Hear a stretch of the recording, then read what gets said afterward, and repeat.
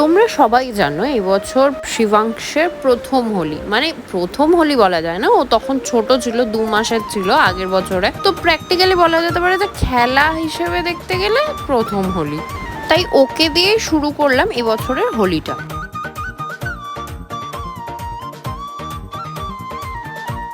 যথারীতি তোমরা জানো যে এবছর দোল আর হোলি একসাথে পড়েছিল। অন্য বছর আগের দিন দোল পড়ে আর পরের দিন হোলি পড়ে।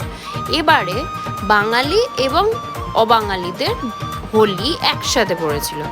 আমরা স্টার্ট করলাম সকালবেলা উঠে, জামা প্যান্ট পরে, পৌকে জামা প্যান্ট পরিয়ে রেডি করে তারপরে ঠাকুরকে আবির দিলাম, তারপরে পোগোকে একটু আবির দিলাম। সকালবেলা বেরোচ্ছি হোলির দিনে মাংস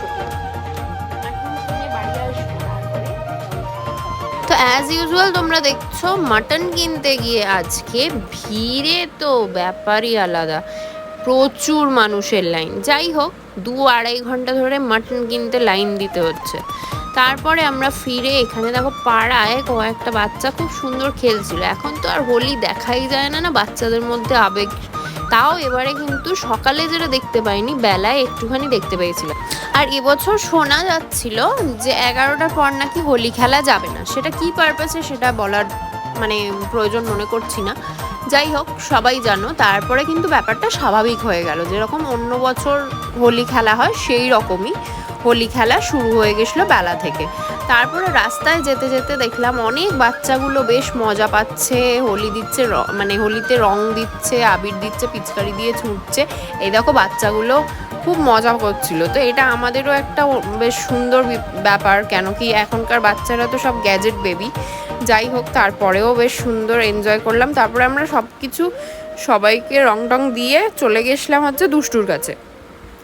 দুষ্টুর পাড়াতে খুব সুন্দর হোলি খেলা হয়, তার সাথে দুষ্টু খুব যেহেতু আমাদের সাথে খেলতে ভালোবাসে, তো আমরা সবাই মিলে ওখানে দুষ্টুর সাথে খেললাম, দিদির সাথে খেললাম, অর্ঘদাকেও মাখালাম।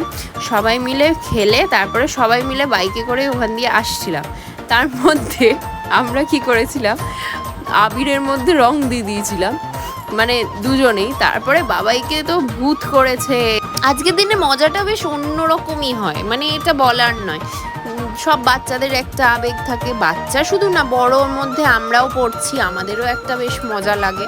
স্পেশালি আমি তো খুব ভালোই বাসি, আর ওরাও দেখছো এখানে কিন্তু স্ট্রেঞ্জার্স বা নোন পার্সন এরকম কোনো ব্যাপার থাকে না হোলির দিনে। মানে যে যাকে পারো মাখাও, একটা সুন্দর বেশ লাগে। যারা ভয় পায় তাদের ব্যাপারটা আলাদা, বাট যারা ভয় পায় না, মজা পায় বা আনন্দ করতে ভালোবাসে, তাদের কিন্তু একটা আলাদাই বলা যেতে পারে ইমোশন।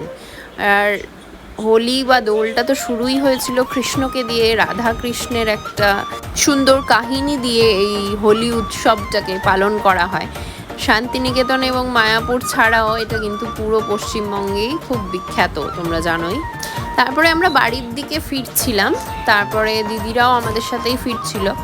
ফিরে বাড়িতে গেলাম, আমি বাড়িতে গেলাম, দেখো পায়ের অবস্থা, গায়ের অবস্থা দেখতে পাচ্ছ। তারপরে চান করার পরেও শাখাগুলোর অবস্থা কালারিং হয়ে গেছে। বাথরুম দেখবে, এই দেখো বাথরুমের অবস্থা। তারপরে ধুয়ে ক্লিন করা হয়েছে, সেটা আলাদা ব্যাপার। আমি তো বাড়িতে চান করার পর আমার এই অবস্থা দেখতে পাচ্ছ। তারপরে শুভ কিন্তু চলে গেছিলো ওর কয়েকটা ফ্রেন্ডসদের সাথে, তারপরে হোলি টোলি খেলে গঙ্গায় স্নান করতে। এবার গঙ্গা স্নানের চিত্র দেখতে পাচ্ছ, এই দেখো এবার জলে নামবে, তারপর কালারটা বেরোবে খালি দেখবে, মানে অসাধারণ। পুরো হোলি হ্যাঁ, মানে দারুণ একটা ব্যাপার। তো গঙ্গায় স্নান করে এসেও তারপরে অবস্থা দেখো, রং কিন্তু ওঠেনি। তোমরা আবির খেললে না রং, সেটা আবার কমেন্টে জানাতে ভুলো না।